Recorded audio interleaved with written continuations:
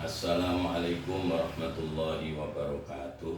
Waalaikumsalam warahmatullahi wabarakatuh. Bismillahirrahmanirrahim. Alhamdulillah wassalatu wassalamu ala Rasulillah wa ala alihi wa ashabihi wa mawala wala haula wala quwata illa billah, amma ba'du. Anak-anakku sekalian, alhamdulillah malam hari ini tepat pada malam 17 Ramadan. Malam di mana Allah Subhanahu wa taala menurunkan wahyu yang pertama kepada Nabi Muhammad sallallahu alaihi wasallam. Turunnya wahyu ini diperantarai oleh malaikat Jibril. Saat itu Nabi Muhammad berada di Gua Hira, didatangi oleh malaikat Jibril. Kemudian malaikat Jibril mewahyukan apa yang difirmankan oleh Allah Subhanahu wa taala. Malaikat Jibril menyampaikan wahyu yang pertama kepada Nabi Muhammad, yaitu surat Al-Alaq ayat 1 sampai ayat 5.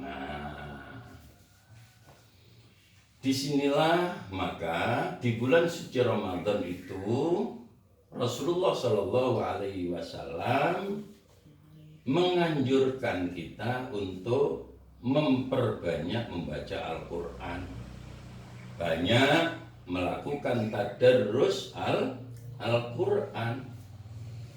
Seperti halnya malaikat Jibril kalau bulan Ramadan itu datang kepada Nabi Muhammad. Setiap bulan Ramadan malaikat Jibril itu datang kepada Nabi Muhammad untuk bertadarus.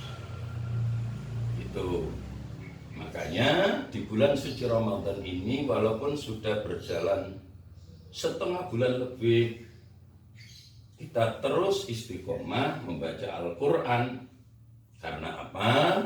Membaca Al-Quran itu mendapatkan nilai kebaikan yang banyak sekali dari Allah Subhanahu wa taala. Bahkan Rasulullah Shallallahu alaihi wasallam pernah mengatakan begini, Iqra'ul Qur'an fa innahu ya'ti yaumal qiyamati syafi'an li ashabi. Kata Rasulullah, bacalah Al-Quran.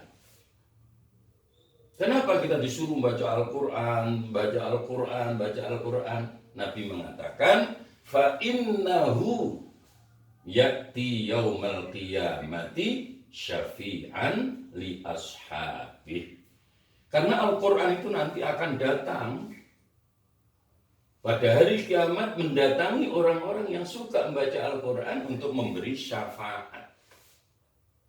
Maka orang yang dekat dengan Al-Quran, orang yang suka membaca Al-Quran, orang yang punya hobi membaca Al-Quran, kelak di akhirat akan diberi syafaat oleh Al-Quran. Apa syafaat itu? Syafaat itu adalah pertolongan. Nah, kamu udah kepingin dapat pertolongan Al-Quran? Iya, ingin nggak? Ingin lah, iya kan? Pastinya kepingin dapat pertolongan Al-Quran.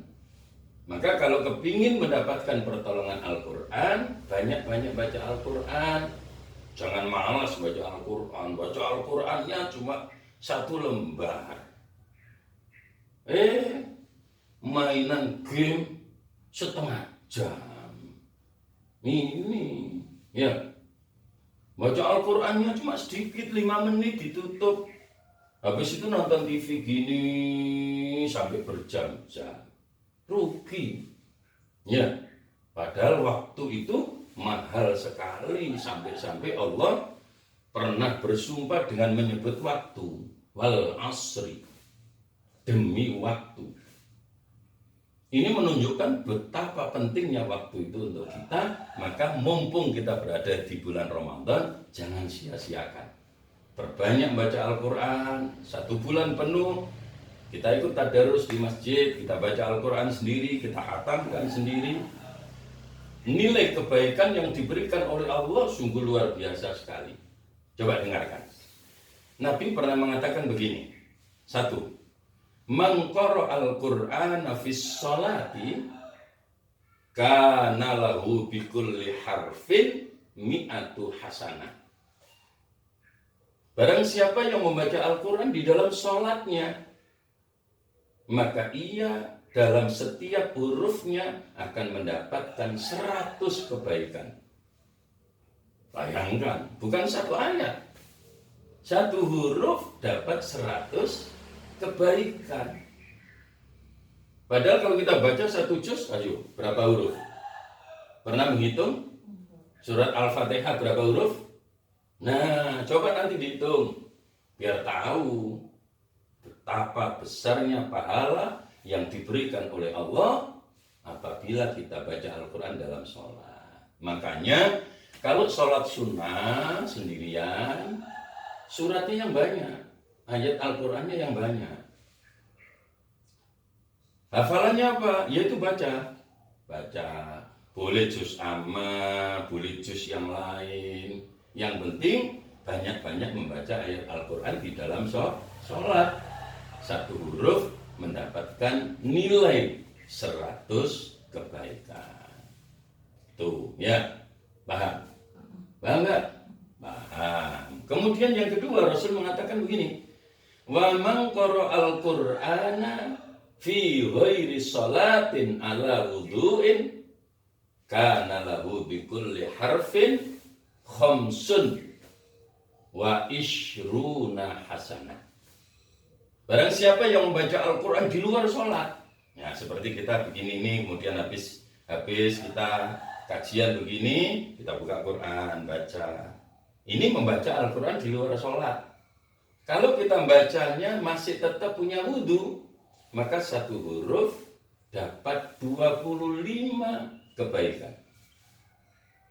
Coba bayangkan. Alangkah murahnya Allah, alangkah istimewanya Al-Quran untuk kita umatnya Nabi Muhammad Sallallahu Alaihi Wasallam. Itu makanya ini adik harus semangat baca Al-Quran, ya. Kakak-kakak juga gitu, semangat membaca Al-Quran. Kalau nggak punya wudhu, boleh nggak baca Al-Quran? Boleh nggak? Kalau nggak punya wudhu, wudhunya sudah batal, boleh nggak baca Al-Quran? Boleh, asal tidak memegang mushafnya. Boleh, asal tidak hadas besar, tidak sedang menstruasi, tidak sedang junub, ya kan? Nah, ini. Tapi kalau kita hanya sekedar hadas kecil, boleh baca Al-Quran asal tidak memegang mushaf. Berapa pahalanya? Oh, yang dicari kok pahala terus. Ya. Kata Rasulullah begini, yang ketiga, wa man qara'al Qur'ana ala ghairi wudu'in kana lahu bikulli harfin asyru hasanati. Barang siapa yang membaca Al-Quran tidak dalam keadaan wudhu, ya, maka satu huruf bagi dia akan diberi 10 kebaikan. Masya Allah, ya. Nah, makanya semangat terus baca Al-Quran, tingkatkan baca Al-Quran, karena itu kelak akan memberi syafaat dan kita akan mendapatkan catatan-catatan kebaikan yang luar biasa banyaknya. Ya, disinilah makanya nanti kakak kalau satu saat ditakdirkan oleh Allah sudah dapat jodoh, lalu menikah, kemudian punya anak, maka anaknya itu sejak kecil suruh belajar baca Al-Quran, ajari baca Al-Quran. Ini pesannya Rasulullah, bukan pesannya Buya, bukan. Ini pesannya Rasulullah. Adibu auladakum ala salati khisalin. Ya, didiklah anak-anakmu dengan 3 perkara. Apa 3 perkara itu?